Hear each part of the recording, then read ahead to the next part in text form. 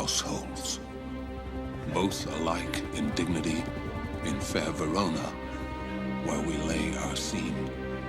From ancient grudge break to new mutiny, where civil blood makes civil hands unclean. From forth the fatal loins of these two foes, a pair